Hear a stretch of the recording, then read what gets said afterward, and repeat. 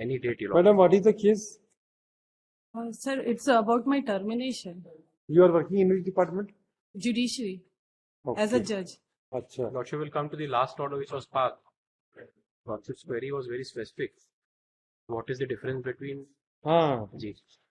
This matter we have heard sometime. No? Ji.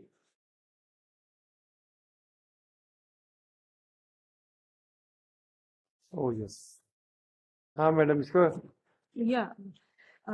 Sir, regarding your query, which you said last time is to clarify the difference between dismissal and termination. And by this honorable court, recently a judgment is passed on 12th June 2023 in matter of Krishna Kumar Kosaria versus State of Chhattisgarh in para number 20, 21 and 22. In 22, the court relied on the learned Supreme Court's judgment on Motiram Dheka versus General Manager Northeastern Frontier Railway, in which the court found that has expressed that the said words mean nothing more or less than the termination of the service of a person's office, the effect of dismissal or removal of one from his office to discharge him from that office, that is to bring about cessation of service. Thus, the said words comprehend every termination of service of a government servant. Article 311, subclause 2, in an effect, therefore, lays down that before the service of government servant are terminated, he must be given a reasonable opportunity of suing cause against such a termination.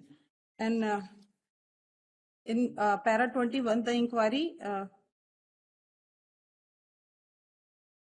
22, the scope of the word dismissed and removed employed under Article 311 of the Constitution, India. Madam, a copy हमको भी तो दीजिए. Yes.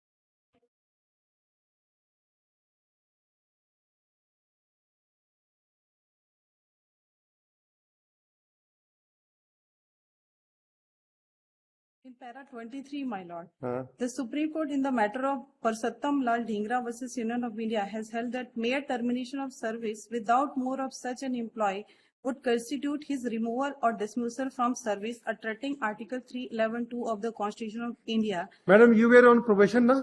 Yes, sir. So please tell us, see, when you are on a probation, all right? Yes, then, and he is a confirmed employee. So what are the protection can be granted to a probationary employee? You are a probationer. Yes, sir. So what is the protection can be granted to you by the Constitution?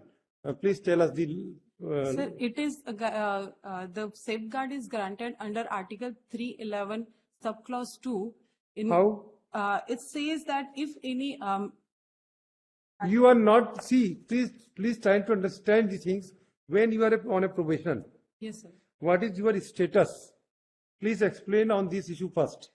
Yes, sir. And what is the law which provides that the probationer has to be protected in what manner? Yes, sir. You are taking the judgment that will not help you. Prima facie, I tell you. Yes, sir. You are, please go and search some judgment on probationer. Yes, sir. I have searched. Yes, please tell us now. Come to that judgment. Yes, directly to this judgment.